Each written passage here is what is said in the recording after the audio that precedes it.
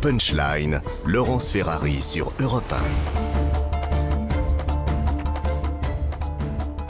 On se retrouve dans Punchline sur Europe 1 et sur CNews avec Alexandre Devecchio, Vincent Herouet, Gilles Montré et Charles Consigny. On va revenir à la droite dans un instant, mais d'abord, j'aimerais qu'on parle un tout petit peu de la gauche. Il y a pas mal de choses qui se passent autour de la France insoumise. Vous savez que Jean-Luc Mélenchon ambitionne d'être Premier ministre, c'est en tout cas ses affiches qui le proclament, en demandant aux Français de l'élire, de donner beaucoup de députés à la France insoumise afin de créer les conditions d'une cohabitation.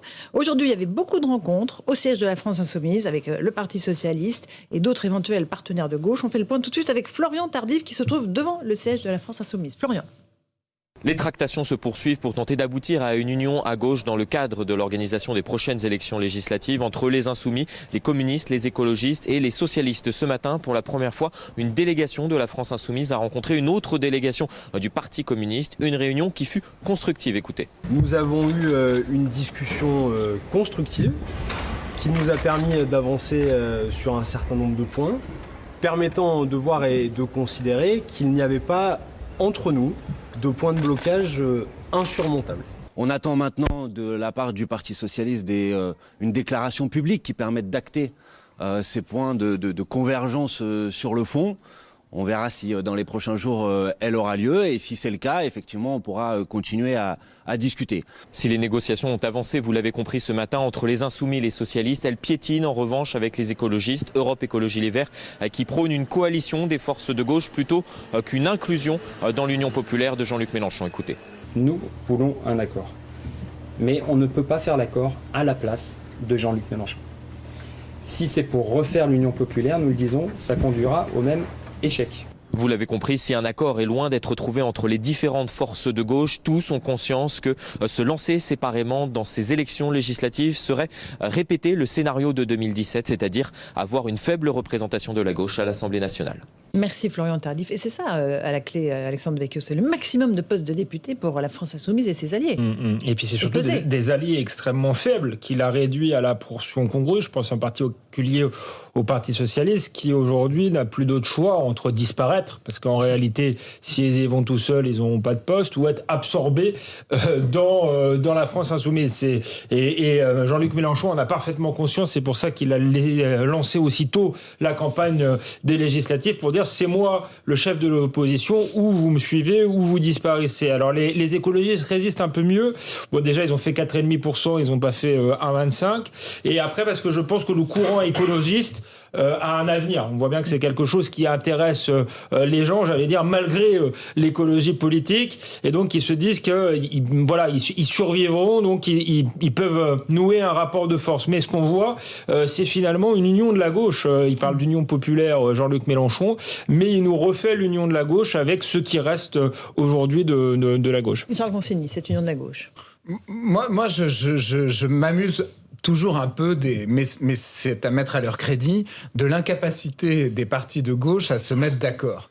Je dis que c'est à mettre à leur crédit parce que ça veut dire que, même s'il y a sans doute d'autres considérations, mais il y a notamment le fait qu'ils ne sont pas d'accord sur les convictions, sur ce qu'ils proposent. Voilà. Là, j'ai l'impression qu'ils vont vers un accord, donc ce serait une nouveauté quand même dans l'histoire récente s'ils arrivaient à se coaliser. Ça rejoint ce que je disais tout à l'heure. Moi, je pense qu'on ne peut pas simplement décréter qu'il y a un grand parti central des gens raisonnables. Ça ne marche pas. On ne peut pas mettre tout le monde dans la même chapelle. Il y a des gens qui ont des idées différentes et le programme de Jean-Luc Mélenchon, c'est un programme extrêmement à gauche. C'est un programme avec des taux d'imposition à 90%. C'est un programme... voilà, on peut difficilement faire plus à gauche. Donc, je pense que moi je prédis plutôt que ça va plutôt bien marcher, je vais vous dire. Et qu'ils ont des députés. Parce que je pense que... Plus que le Rassemblement national ? Oui, parce que je pense que... D'abord, s'ils n'ont pas d'autres candidats à gauche contre eux, ce sera une autre affaire que le Front National, le Rassemblement National qui aura d'autres candidats de droite contre lui. Et malgré tout, le Rassemblement National, ça reste un parti de droite, même s'il brouille un peu les pistes.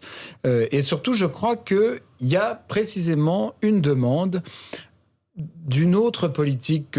Les Français ont reconduit Macron parce que c'était Marine Le Pen contre lui et il a réussi son coup tactique.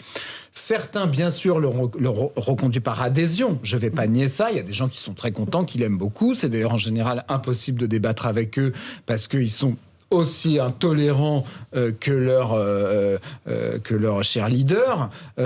Mais je pense qu'il y a aussi beaucoup de gens qui ont voté par défaut parce qu'ils ne voulaient pas l'extrême droite.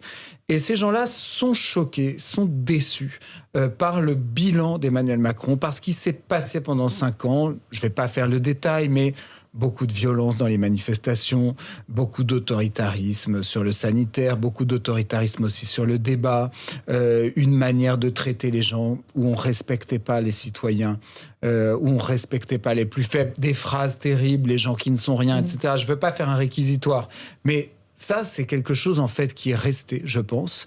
Et il y a une volonté d'aller vers une autre société. Et enfin, je constate aussi que chez les jeunes, notamment, l'écologie est vraiment un thème très, très important et que la communication de Macron sur l'écologie, elle ne convainc plus. Il nous a fait « Make our planet great again » au début de son premier quinquennat. Qu'est-ce qu'il a fait de si substantiel ? Alors, je veux bien, il y a eu le Covid, etc. Bon, d'ailleurs, le Covid a été une période bonne pour l'écologie, parce que tout à coup, il n'y avait plus de voitures, plus d'avions et tout. Bon, mais sinon, qu'est-ce qu'il a fait ? On constate qu'il n'a pas fait grand-chose, et donc ceux qui sont vraiment attachés à la cause écologique, environnementale, je ne pense pas qu'ils iront vers En Marche. Alors, Gilles Montré, votre réponse ? Moi, sur l'Union populaire, là, j'ai le sentiment que vraiment, on constate que les législatives, dans notre système institutionnel, ne sert plus à rien. Les législatives ne servent plus à rien. D'ailleurs, regardez, Jean-Luc Mélenchon base toutes ses négociations sur le score de la présidentielle. Il dit, vous aurez exactement le pourcentage que vous avez fait par rapport à ce qu'on a fait, comme si c'était déjà inscrit. Dans tous les autres pays autour de nous en Europe, ce genre de discussion de coalition qu'on entend là, ça arrive après. Oui. On va devant l'électeur, et puis ensuite, avec chacun son programme, et ensuite, on fait une coalition. Et là, pas du tout. C'est comme si tout avait été joué à la présidentielle. On voit la même chose pour les LR. Le drame des LR, c'est que ceux de ces députés qui voudraient être dans une coalition de gouvernement en se disant, comme c'est le cas dans, à nouveau, tous les autres pays européens. Regardez en Italie. Aujourd'hui, on a Mario Draghi, l'ancien président de la Banque centrale, qui est dans une coalition avec des gens aussi différents que la Ligue du Nord ou le mouvement 5 étoiles. Vous pensez bien que les députés du mouvement 5 étoiles ne se sont pas ralliés au parti de Mario Draghi. Ils n'ont pas dû quitter leur étiquette pour aller adhérer au parti de Mario Draghi pour le soutenir. Ça, c'est après les élections en général. Voilà, ça vient après les élections. Nous, on est dans un système où aujourd'hui, en fait, tout se joue à la présidentielle. Du coup, la législative est un pur décalque. Il n'y a plus qu'une seule solution, c'est rallier un des partis qui est arrivé en tête. Et donc ça, c'est évidemment, c'est au détriment de la démocratie. Mais ça compte quand même sur le plan financier, les législatives. Mais bien sûr, et ça compte énormément. Et le financement des partis est assis sur cette législative, alors même qu'on voit bien qu'elle n'a plus de sens. Donc il faut repenser ce système-là. Ça passe par la proportionnelle, ça passe aussi sur une réflexion sur le calendrier. Puisque depuis que, évidemment, la législative suit la présidentielle de manière automatique, il n'y a plus, d'ailleurs ça se traduit dans l'abstention. Ça a été évoqué, septennat... proportionnel le septennat, la proportionnelle, voilà. Il y a un chantier institutionnel qui est jamais été aussi urgent.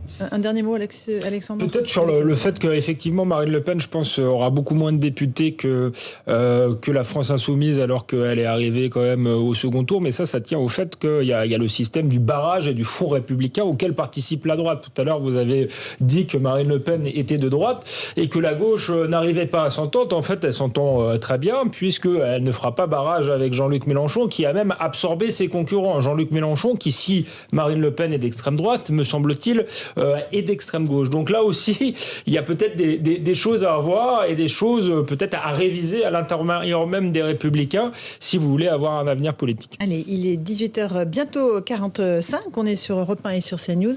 Le rappel des titres de l'actualité dans un instant avec Mathieu Devez. On fera évidemment le point. Vous voulez dire un dernier mot, Charles Consigny, avant ? Non, moi j'entends ce que dit Alexandre Devecchio. Moi j'entends beaucoup dire qu'il faut mettre la proportionnelle absolument, etc. Je suis pas complètement convaincu.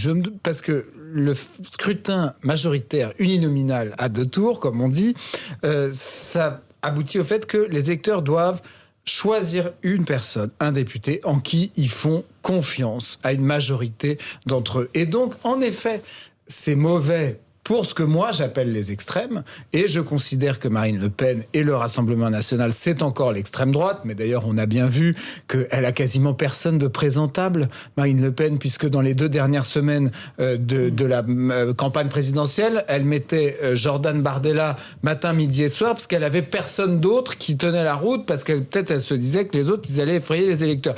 Donc déjà rien que ça, c'est quand même assez mauvais signe. Bon, et donc je pense que ça, en réalité, ça préserve l'Assemblée nationale d'avoir une trop grande percée des extrêmes. Au-delà de Marine Le Pen, c'est 40% des Français. Moi, je trouve en Italie, par exemple, l'extrême droite, oui, mais monsieur, en Italie, l'extrême droite, en Italie, l'extrême droite, à cause de ces systèmes-là, a beaucoup plus de poids dans les institutions qu'en France, parce que justement, elle bénéficie de ce genre de système. Il se trouve que Marine Le Pen, qu'on l'aime ou non, est arrivée au 2e tour et a réuni plus de 40%. On ne peut pas exclure durablement 40% des Français, pas des suffrages exprimés. Si elle avait, soit elle se duplique, soit elle envoie des gens qui sont suffisamment dignes de confiance pour que, dans un scrutin comme le scrutin des législatives, une majorité d'électeurs dans chaque circonscription fasse confiance à ses députés. Il se trouve que c'est pas le cas, ce qui est le signe qu'elle n'a pas de gens de confiance. Ce système-là en Europe, est-ce que depuis 40 ans, on a l'impression qu'on était tellement plus efficace que tous nos partenaires? Au contraire, on voit ce gouffre démocratique se creuser en non-représentation d'une partie croissante des électeurs.